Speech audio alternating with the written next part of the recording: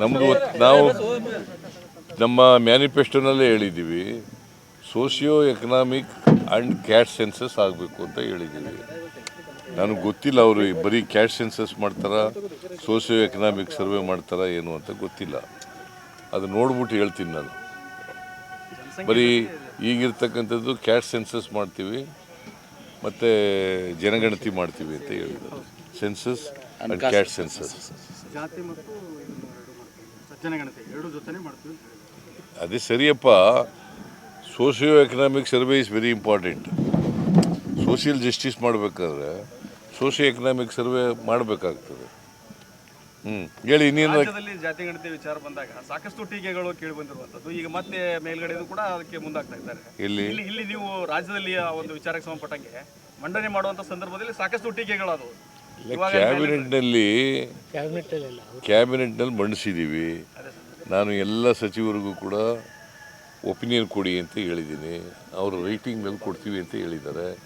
ಅವ್ರು ಕೊಟ್ಟ ಮೇಲೆ ನಾವು ಮತ್ತೆ ಕ್ಯಾಬಿನೆಟ್ ಮುಂದೆ ತಗೊಂಡೋಗಿ ಚರ್ಚೆ ಮಾಡ್ತೀವಿ. ಸರ್, ಇವತ್ತು ಕೇಂದ್ರದಲ್ಲಿ ಈ ಉಗ್ರರ ದಾಳಿ ವಿಚಾರಕ್ಕೆ ಸಂಬಂಧಪಟ್ಟಂತೆ ಸಂಪುಟ ಸಭೆ ನಡೆದಿದೆ. ಎಲ್ಲ ಒಂದು ಕಡೆ ಯುದ್ಧ ಘೋಷಣೆ ಮಾಡ್ತಾರ ಅನ್ನೋ ಒಂದು ವಿಚಾರದಲ್ಲಿ ಚರ್ಚೆಗಳು ಶುರುವಾಗಿದೆ.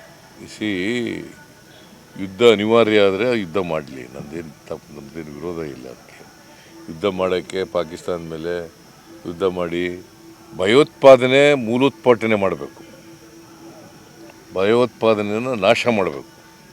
ಅದನ್ನು ಮಾಡ್ತಕ್ಕಂಥ ಕೆಲಸವನ್ನು ಕೇಂದ್ರ ಸರ್ಕಾರ ಮಾಡಬೇಕು. ಮತ್ತು ಎಲ್ರಿಗೂ ಭದ್ರತೆ, ಸೆಕ್ಯೂರಿಟಿ ಕೊಡಬೇಕು. That is what I meant. ನಾನು ಯುದ್ಧ ಮಾಡಬೇಡಿ ಅಂತ ಹೇಳಿಲ್ಲ. ಯುದ್ಧ ಮಾಡೋದಾದರೆ ಮಾಡಿ ಭಯೋತ್ಪಾದನೆಯನ್ನು ಕೂಡ ನಾಶ ಮಾಡಿ.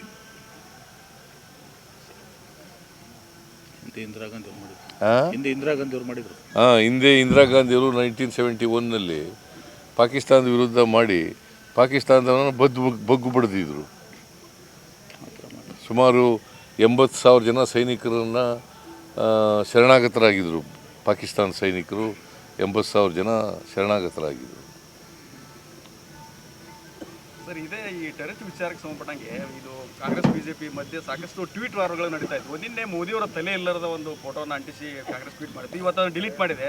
ಎಲ್ಲೋ ಅದೊಂದು ಕಡೆ ಈ ಕಾಂಗ್ರೆಸ್ ಚುನಾವಣೆ ಆಗ್ತಾ ಇದ್ದಾವೆ. ನನಗೆ ಗೊತ್ತಿದ್ದು ನೋಡಿಯಪ್ಪ, ಸೋಷಿಯಲ್ ಮೀಡಿಯಾದಲ್ಲಿ ಯಾರು ಮಾಡ್ತಾರೆ ಏನು ಅಂತ ಗೊತ್ತಿಲ್ಲ. ಅವೆಲ್ಲ ಮಾಡೋಕ್ಕೆ ಹೋಗ್ಬಾರ್ದು, ಗೊತ್ತಾಯ್ತಲ್ಲ.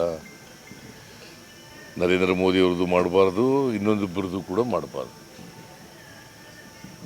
ಗೊತ್ತಾಯ್ತು. ಯಾರ್ದು ಮಾಡಬಾರ್ದು.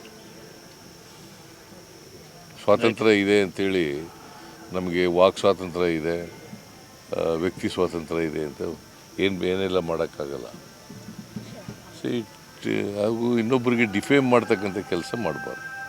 ಇನ್ನೊಂದು ಈ ವಿಚಾರದಲ್ಲಿ ಈಗ ರಾಜತಾಂತ್ರಿಕ ನಡೆಯನ್ನು ಕೇಂದ್ರ ಸರ್ಕಾರ ಇಟ್ಟಿರುವಂಥದ್ದು. ಒಂದು ಕಡೆ ಏನಾಗಿದೆ, ಪಾಕ್ ಪ್ರಜೆಗಳು ಇಲ್ಲಿ ವಾಸ ಮಾಡ್ತಾ ಇರುವಂಥದ್ದು, ಇಲ್ಲಿ ಜನ ಅಲ್ಲಿ ವಾಸ ಮಾಡ್ತಾ ಇರುವಂಥದ್ದು, ತಾಯಿ ಮಕ್ಕಳ ಗೆಲ್ಲಿಸುವಂಥ ಕೆಲಸಗಳು ಎಮೋಷನಲಿ ಭಾಳ ಜನರಿಗೆ ಇದಾಗ್ತಾ ಇದೆ. ಕೇಂದ್ರ ಸರ್ಕಾರ ಏನು ತೀರ್ಮಾನ ಮಾಡ್ತದೆ ಅದಕ್ಕೆ ನಾವು ಎಲ್ಲ ಬೆಂಬಲ ಕೊಡ್ತೀವಿ.